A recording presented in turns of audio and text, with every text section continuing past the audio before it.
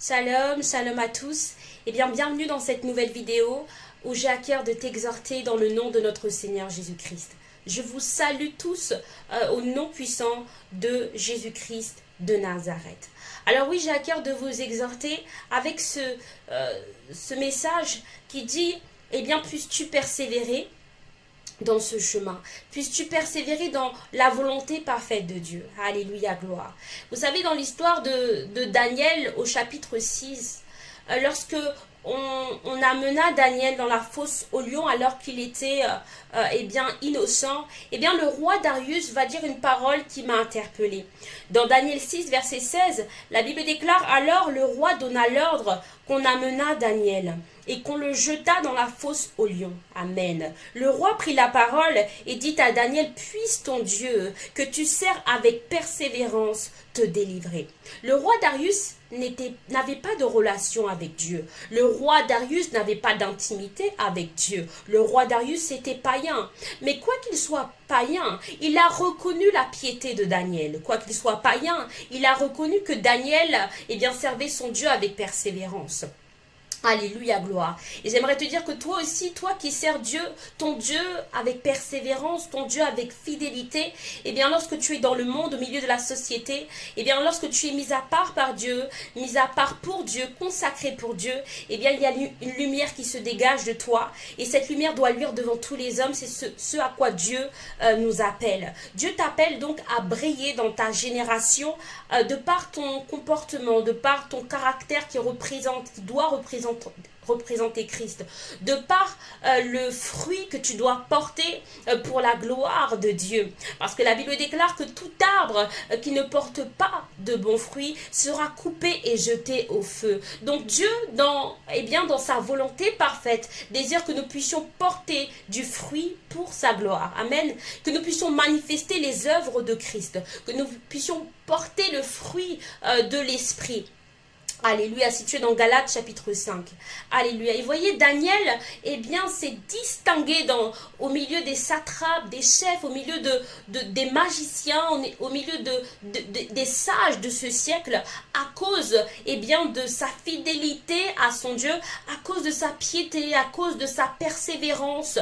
Parce que Daniel était un homme de prière, mais Daniel aussi était un homme qui craignait l'Éternel. Il craignait, il avait la crainte de Dieu. Il respirait la crainte de Dieu. Son désir à Daniel, c'était de plaire à Dieu. Il n'était pas là pour plaire aux hommes, mais il était là pour plaire et servir son Dieu. Alléluia. Cela veut dire que tu peux, même si tu es dans la société, la Bible déclare que nous sommes dans le monde, mais nous ne sommes pas du monde. Tu peux être dans la société. Tu as été placé dans la société, mais pour représenter Christ. Tu es l'ambassadeur de Christ. Tu ne dois pas perdre ton identité dans cette société, dans ce monde où le prince de l'air, où Satan voudrait comme régner, mais tu dois manifester eh bien, le Saint-Esprit, tu dois manifester le fruit de l'Esprit.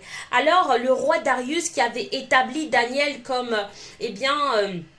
un intendant qui avait donné de hautes responsabilités à Daniel eh bien, dans le royaume, parce qu'il pensait même à l'élever, parce que Daniel avait un esprit supérieur, parce que Daniel, tout ce que faisait Daniel était réussite à cause de Dieu, parce que Dieu avait le regard posé sur Daniel et parce que Daniel servait fidèlement son Dieu.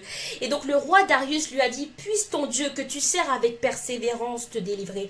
Alors j'aimerais t'encourager, toi qui mène une vie de consécration, toi qui marches dans la sanctification, toi qui persévères malgré les oppositions, malgré les blocages, malgré la sorcellerie, malgré les pièges de l'ennemi, malgré les complots de l'ennemi formés contre toi, eh bien Dieu est celui qui va te délivrer. Vous savez, Dieu est un Dieu fidèle, alléluia, au-delà même de ce que nous pouvons même imaginer. C'est la fidélité, je dirais même, et la nature de Dieu. Elle fait partie de Dieu. Dieu est fidèle. C'est sa fidélité. C'est l'un des attributs de Dieu. De Timothée chapitre 2 verset 13 nous dit: si nous sommes infidèles, il demeure, en parlant de Jésus-Christ, fidèle, car il ne peut se renier lui-même. Voyez, Dieu est fidèle à sa parole. Il est fidèle à lui-même. Alléluia. Et Dieu manifeste sa fidélité. Mais Dieu aime aussi qu'on lui qu'on lui soit fidèle. Alors j'aimerais te dire, continue de lui être fidèle dans les petites choses, dans ce que Dieu t'a confié, dans le ministère que Dieu t'a confié, dans les dons et les talents qu'il a placés en toi, dans ce qu'il t'a donné, quoi que ce soit petit, peut-être pour l'instant, mais la Bible déclare, ne méprise pas les faibles commencements. Alléluia. Alors j'aimerais te dire, avec ce que Dieu t'a donné, eh bien, sois fidèle dans les petites choses, parce que Dieu te regarde. Parce que Dieu prête attention à tout ce que tu fais. Parce que Dieu voit les intentions de ton cœur. Parce que Dieu sonde ton cœur et tes reins. Alléluia. Alléluia. Gloire. Dieu est un Dieu fidèle. Mais il veut que tu lui sois fidèle. J'aimerais te dire que quel que soit ce que l'ennemi a formé contre toi.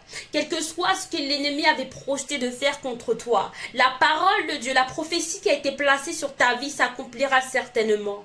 Habakkuk chapitre 2 verset 3 nous dit: car c'est une prophétie dont le temps est déjà fixé. Alléluia. Elle marche vers son terme et elle ne mentira pas. Si elle tarde, attends-la, car elle s'accomplira certainement. Elle s'accomplira. Allez, car elle s'accomplira certainement. La prophétie de Dieu. La prophétie de Dieu, c'est la parole de Dieu qui a été prononcée. Alléluia. Alors cette prophétie, cette promesse que Dieu t'a faite, eh bien la Bible déclare que son temps est déjà fixé. Mais nous ne connaissons pas les temps de Dieu et ce n'est pas à nous de connaître les temps de Dieu. Mais Dieu te demande de lui faire confiance dans ce temps d'attente, dans ce temps de formation, dans ce temps de préparation. Parce que quand le temps de Dieu parfait sera venu, quand le moment opportun sera venu, eh bien cette promesse de Dieu s'accomplira. Et alléluia. Quand le temps parfait de Dieu, le temps souverain de Dieu, quand Dieu aura décidé que c'est le temps pour que tu rentres dans cette promesse, c'est le temps pour que tu rentres dans la prophétie de Dieu, c'est le temps pour que tu rentres dans telle bénédiction, eh bien j'aimerais te dire, alléluia, que quelles que soient les oppositions, les blocages, les retards, l'esprit de sorcellerie, tous les verrous de fer, les vétos de Satan, tout ce que l'ennemi avait fait contre toi, eh bien laissera place à la parole de Dieu. Parce que la parole de Dieu est certaine. Voyez-vous, Dieu est derrière sa parole pour l'accomplir.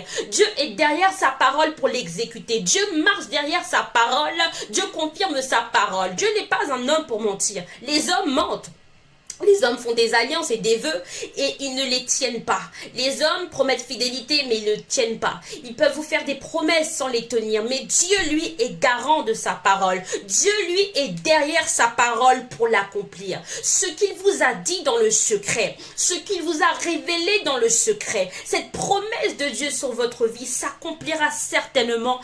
Alors ne vous découragez pas malgré les oppositions ou même le contraire de la prophétie ou même les réalités contraires, les circonstances qui sont contraires à la promesse de Dieu pour votre vie.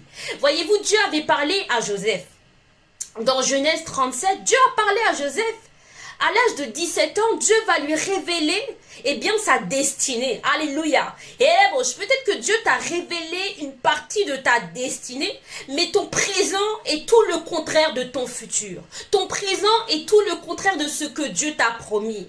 Parce que Satan vise à te faire croire que Dieu est menteur. Parce que Satan, qui est le père du mensonge, est en train de combattre la parole de Dieu. C'est pourquoi dans Habakkuk 2, verset 3, comme nous l'avons lu, il a été dit, mais si elle tarde, parce que Dieu savait dans son omniscience que sa parole allait être combattue. Il savait que sa parole allait être sujet à des controverses, à des blocages. Dieu sait que lorsqu'il dit une parole, lorsque la parole de Dieu est envoyée sur la terre, elle ne revient pas à lui sans effet. Dieu sait que lorsqu'il envoie sa parole, lorsque Dieu parle, il sait que cela déclenche une guerre spirituelle. C'est pourquoi il a dit, si elle tarde, attends-la. Non pas que Dieu t'a menti, non pas que Dieu ment, non pas que ce que Dieu t'a révélé n'était pas vrai, mais, alléluia, dans le monde invisible, il y a des choses que tu ne vois pas, il y a des guerres spirituelles que tu ne vois pas, et dans le monde invisible, eh bien, l'ennemi, alléluia, Satan au travers peut-être des hommes, alléluia, eh bien, s'est levé, s'est ligué pour combattre la parole de Dieu, pour combattre la prophétie de Dieu sur ta vie. Mais si Satan combat cette parole, si Satan s'acharne autant à combattre cette prophétie, eh bien c'est parce qu'il sait que c'est vrai. Satan même sait que lorsque Dieu parle, c'est véritable. Lorsque Dieu parle, c'est oui et amen. Lorsque Dieu parle, c'est esprit et vie. Et c'est pourquoi il s'acharne autant à combattre la promesse que Dieu t'a faite. Voyez-vous, lorsque vous avez des prophéties, lorsque Dieu vous parle, peut-être qu'il vous a parlé dans une assemblée, peut-être qu'il vous a parlé dans un songe, peut-être qu'il vous a parlé dans votre cœur, peut-être qu'il vous a parlé dans la rue, peu importe de quelle manière, par quel moyen Dieu vous a parlé, mais vous êtes convaincu que Dieu vous a parlé. Et bien souvent, vous voyez le contraire de la parole de Dieu s'accomplir. Et alors, vous êtes dans la confusion, votre cœur est troublé. Vous dites, mais comment ça? Dieu m'avait dit que j'allais rentrer dans telle bénédiction. Dieu m'avait dit que je serais telle. Dieu m'avait dit que j'allais rentrer dans telle grâce. Peut-être Dieu m'avait dit que j'allais avoir un enfant. Mais voilà, je suis vous voyez le contraire de la promesse. Dieu m'avait dit que j'allais rentrer dans ce mariage. Et voilà, je suis encore célibataire. Dieu m'avait dit telle chose et telle chose. Mais bien aimé dans le Seigneur, que votre cœur ne se trouble point. Jean 14, verset 1er. Croyez en Jésus, croyez en Dieu. Dieu est derrière sa parole pour l'accomplir. Donc pour revenir à Joseph, eh bien oui, Dieu avait parlé à Joseph. Alléluia. Il lui a dit, donc Genèse 37, verset 6, il leur dit, donc c'est Joseph qui parle, écoutez donc ce songe que j'ai eu. Nous étions alliés des gerbes au milieu des champs, et voici ma gerbe se leva et se tint debout, et vos gerbes l'entourèrent et se prosternèrent devant elle. Ses frères lui dirent, est-ce que tu régneras sur nous? Est-ce que tu nous gouverneras? Et ils le haïrent encore davantage à cause de ses songes et à cause de ses paroles.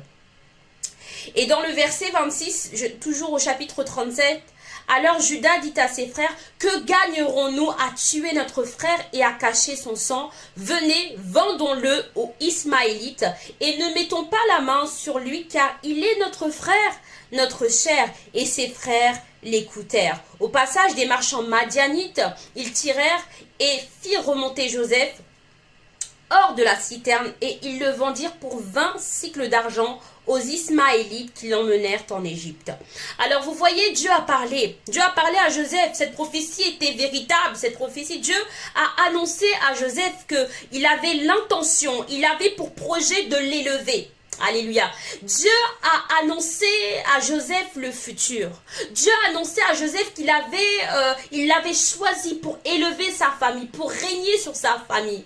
Mais voyez-vous que lorsque Joseph l'a révélé à ses frères se sont mis à combattre la parole de Dieu. Pourquoi? Est-ce que ses frères... en réalité, nous n'avons pas à combattre contre la chair et le sang, nous dit la parole dans Éphésiens 6, verset 12. En réalité, Satan est rentré dans le cœur de ses frères pour combattre la parole de Dieu, la prophétie qui avait été libérée sur la vie de Joseph. Et c'est alors que ses frères ont été animés d'une haine, ont été animés d'envie, de jalousie, et ils ont projeté même de tuer Joseph. Mais Dieu dit dans sa parole, j'agirai, qui s'y opposera? Pensez-vous vraiment que l'on puisse tuer une parole de Dieu, qu'on puisse tuer une prophétie de Dieu? Non, parce que Dieu est souverain, parce que Dieu est au-dessus de toutes choses, parce que Dieu a créé les cieux et la terre. Lorsque Dieu parle, il parle, alléluia, gloire.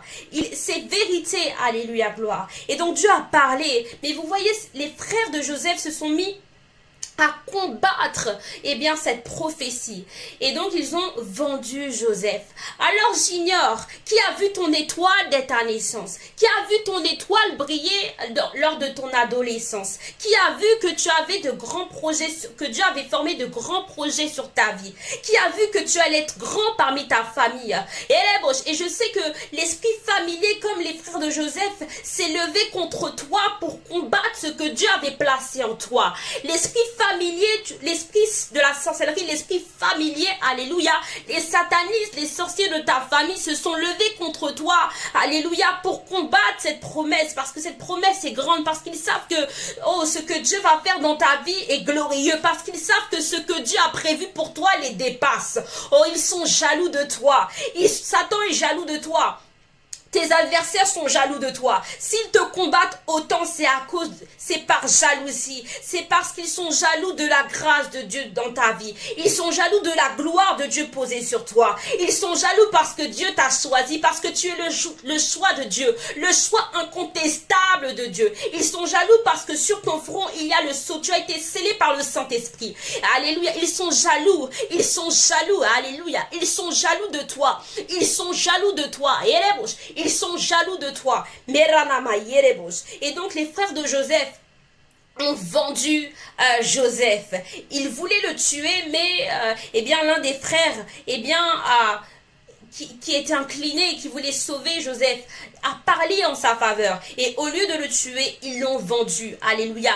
Mais voyez-vous, lorsqu'on vend quelqu'un, eh bien, cela a des conséquences. Ils l'ont vendu comme un esclave. Je ne sais pas qui t'a vendu comme un esclave dans ta famille. Peut-être que ton âme a été vendue et tu vois que dans ta famille, tu vois que tu es, au lieu d'être élevé, tu es bloqué. Au lieu d'être élevé, tu es captif. Au lieu d'être élevé, tu es prisonnier. Ton âme est prisonnier. Vous savez, beaucoup de gens marchent dans la rue. Leur corps physique est là. Ou peut-être même que vous les trouvez beaux et élégants. Mais alléluia, dans le spirituel, ce sont des captifs. Dans le spirituel, ce sont des prisonniers. Dans le spirituel, ils sont enchaînés. Dans le spirituel, ils ont des chaînes. Dans le spirituel, ils sont esclaves. Peut-être que toi aussi, tu es esclave sans te souhaiter. Peut-être que tu n'as pas encore la révélation, mais que tu as été vendu dans le monde invisible.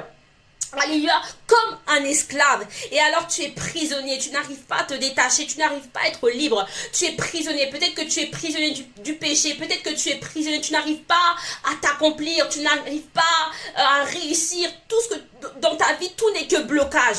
Lorsque tu entreprends quelque chose, cela ne finit pas. Tu n'arrives pas, tu es bloqué de toutes parts. Mais j'ai une parole pour toi en ce jour dans le nom de Jésus-Christ. C'est qu'ils ont essayé de bloquer et de combattre la parole de Dieu. Ils ont essayé de retarder, ils peuvent retarder la parole de Dieu, mais ils ne peuvent pas annuler la parole de Dieu. Ce que Dieu a dit s'est accompli certainement. Et vous voyez, malgré que Joseph soit passé par de nombreuses souffrances, Dieu l'a délivré. Et la promesse de Dieu, elle s'est accomplie dans la vie de Joseph. Elle s'est accomplie pour la gloire de Dieu.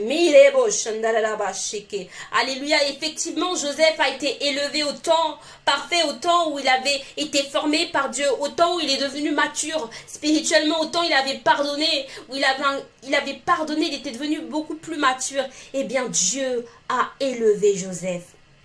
Tout cela pour vous dire qu'ils peuvent s'acharner à vous combattre. Tout ça pour vous dire que peut-être même ils sont nombreux, ceux-là qui s'élèvent contre vous. Quelle multitude s'élève contre moi, disait le psalmiste David. Alléluia. Mais si Dieu est pour moi, qui sera contre moi? Si Dieu est pour vous, si Dieu est derrière sa parole pour l'accomplir, alors je vous le dis en vérité, elle s'accomplira certainement. Oh, alléluia. Amen, amen, amen. Aujourd'hui, j'ai eu à cœur vraiment de vous encourager. Alléluia, de vous encourager. Dieu est derrière sa parole pour l'accomplir. Même si votre présent est contraire à la promesse de Dieu, Dieu ne ment pas. Dieu n'est pas un homme pour mentir. Et ce qu'il a déclaré sur votre vie s'accomplira certainement. Cela dit, juste pour vous dire de persévérer. Juste pour vous dire, n'abandonnez pas la main de Dieu. Juste pour vous dire, faites confiance à Dieu dans l'épreuve. Juste pour vous dire que persévérez fidèlement, persévérez avec Dieu. Honorez-le, même dans l'épreuve.